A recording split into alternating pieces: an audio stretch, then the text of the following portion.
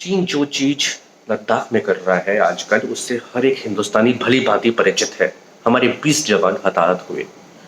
भारत के पूर्व रक्षा मंत्री रहे माननीय मुलायम सिंह यादव जी ने इस मुद्दे पर देश को एवं पूरी दुनिया को चेताया था कि चीन कभी भी एक भरोसेमंद पड़ोसी नहीं हो सकता।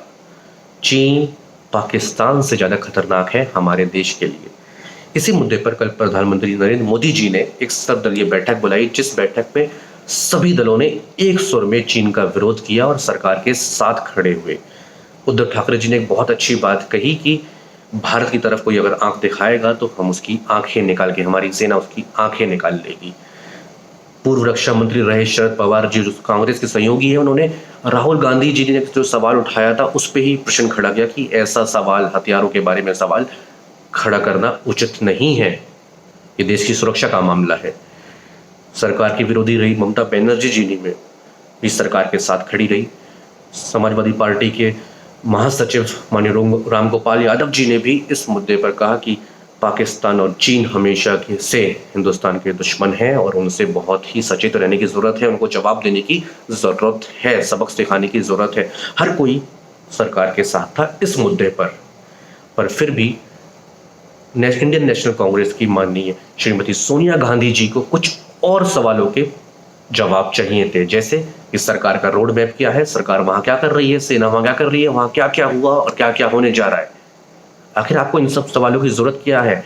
आपकी पार्टी पूरे 60 साल से ज्यादा सत्ता में रही है, तो आपको पता होना चाहिए कि राष्ट्रीय सुरक्षा से जुड़े इन मुद्दों पर क्या सीक्रेट प्लान है, वो आपके सामने जाहिर नहीं किया जा सकता। पर फिर भी आप जानना चाह रही हैं, क्यों? आखिर आपका चीन से ऐसा क्या रिश्ता है कि इस वक्त जब हर कोई चीन की आलोचना कर रहा है तो आपकी पार्टी चीन से ज्यादा आलोचना भारत सरकार की कर रही है। चीन के प्रति आपका नरम रवैया समझ से परे है। ये रिश्ता क्या कहलाता है? चलिए मैं बताता हूँ ये रिश्ता क्या कहलाता है। आते हैं ये रिश्ता क्या कहलाता है। नंबर 1, बात है सन 2008 की, यूपीए 1 की। बीजिंग में ओलंपिक गेम्स का उद्घाटन हुआ, जिसमें सोनिया गांधी जी, राहुल गांधी जी, प्रियंका वाड्रा, रॉबर्ट वाड्रा जी, आनंद शर्मा जी, कुछ कांग्रेस नेता वहां गए थे उद्घाटन समारोह में। वहां पे एक एमओयू साइन हुआ। वो एमओयू भारत और चीन के बीच में नहीं था, वो एमओयू था भारत की कांग्रेस पार्टी और चीन की कम्युनिस्ट पार्टी ऑफ चाइना के बीच में। कांग्रेस की तरफ से तत्कालीन जनरल सेक्रेटरी राहुल गांधी जी और चाइना की तरफ से थे, उस पार्टी की तरफ से थे आज के वहां के वर्तमान राष्ट्रपति और तब के उपराष्ट्रपति रहे जिनपिंग जी। इन दोनों के बीच में ये एमओयू साइन हुआ, जिसमें कुछ इस प्रकार था, मतलब पूरा तो मैं नहीं बता सकता ना, क्योंकि वो काफ़ी बड़ा है, पर कुछ इस प्रकार था कि आप एक दूसरे से इंफॉर्मेशन शेयर करेंगे राजनीति के संबंध में, वर्ल्ड डेवलपमेंट के संबंध में, एशिया के संबंध में, मतलब आपस में दोनों पार्टी एक दूसरे से डिस्कस करेंगी, आगे बढ़ाएंगी, कल्चर को बढ़ाएंगी, हर चीज़ को लेके। पर समझ में नहीं आता कि आपको चाइना की पार्टी से एक एमओयू साइन करने की जरूरत क्या थी, एक पार्टी को एक कम्युनिस्ट पार्टी से एमओयू साइन करने की जरूरत क्या थी? आखिर ये रिश्ता क्या कहलाता है?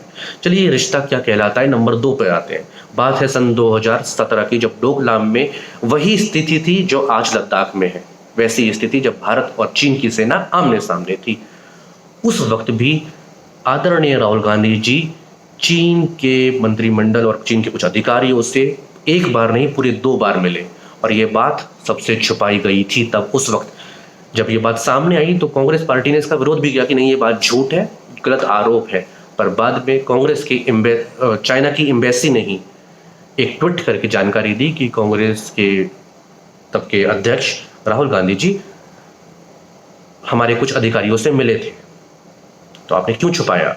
फिर आते हैं ये रिश्ता क्या कहलाता है, नंबर 3। बात है सन 2018 की, 2019 के चुनाव से कुछ 1 साल पहले की। राहुल गांधी जी कैलाश मानसरोवर की यात्रा जाते हैं और वहां पे एक सीक्रेट मीटिंग करते हैं चीन के मिनिस्टर से। ये बात भी देश से छुपाई जाती है, कांग्रेस और राहुल गांधी जी देश को नहीं बताते हैं।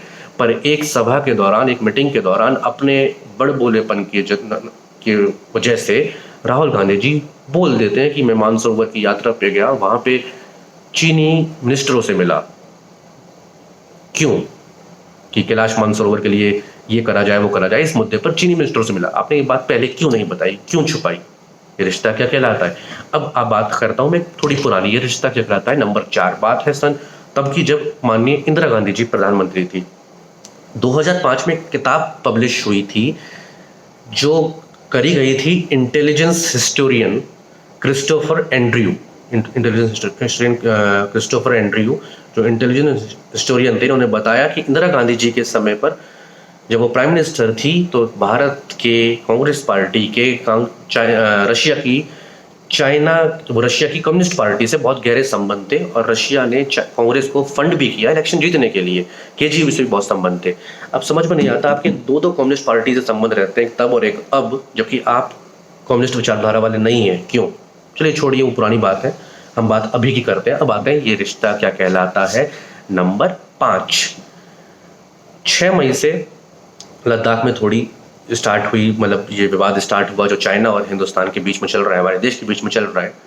करीब 10 या 11 मई को अधीर रंजन चौधरी जो लोकसभा में कांग्रेस के इस तरफ से हैं, नेता विपक्ष हैं, उन्होंने एक ट्वीट करा कि चाइना सावधान रहे, भारत की सेनाओं में इतनी ताकत है कि वो तुम जैसे विषैले सांप को कैसे कुचलना है अच्छी तरह जानती हैं। और सेना को हौसला बढ़ाया अधीर रंजन चौधरी जी ने। पर उन्हें एक दिन बाद ही ये ट्वीट डिलीट करना पड़ा कांग्रेस के आला कमान के कहने पर। आखिर क्यों? जब आप सेना का महिमा मंडन कर रहे हैं तो आपको वो ट्वीट आपको क्यों डिलीट करना पड़ रहा है? उसके एक दिन बाद आनंद शर्मा जी एक ट्वीट करते हैं कि ये अधीर रंजन चौधरी की अपनी सोच थी, पर्सनल सोच थी, कांग्रेस पार्टी का इसमें कोई स्टैंड नहीं है। कांग्रेस पार्टी चीन का हमेशा सम्मान करती है, उससे रिश्तों का हमेशा सम्मान करती है, ऐसा ट्वीट करा गया। ये ट्वीट अगर आपको लग रहा है कि मैं झूठ बोल रहा हूँ तो आपको ये नेट पे मिल भी जाएगा, ये ट्वीट है, ये आप देख सकते हैं अधीर रंजन चौधरी का। और फिर ये आनंद शर्मा जी का, अधीर रंजन चौधरी ने ये ट्वीट क्लिक करा, उसके बाद उनको डिलीट करना पड़ा और आनंद शर्मा ने उसका वो रिप्लाई दिया कि ये उनका ट्वीट नहीं है। आखिर ऐसा क्यों हुआ? क्यों आप चाइना का विरोध नहीं कर पा रहे हैं? क्यों आप चाइना के प्रति नरम है? आज के समय भी जब पूरा देश चाइना की आलोचना कर रहा है, पूरे देश का मन खोल रहा है, खून खोल रहा है चाइना के खिलाफ, तो आपका मन चाइना के खिलाफ नहीं है, वो क्या प्रति नरम है, बल्कि आपका मन खोल रहा है हिंदुस्तान की सरकार के खिलाफ। क्यों? क्या लगाव है आपका चाइना से? ये रिश्ता क्या कहलाता है, क्या आप बताएंगे? आप लोग ही बताएं। मैं किसी पार्टी के खिलाफ नहीं हूँ, पर हाँ, कांग्रेस से कुछ जब ये कल खबर पड़ी तो इस बारे में मैंने रिसर्च करी और देखा, तो ये रिश्ता क्या कहलाता है जानना जरूरी है। धन्यवाद।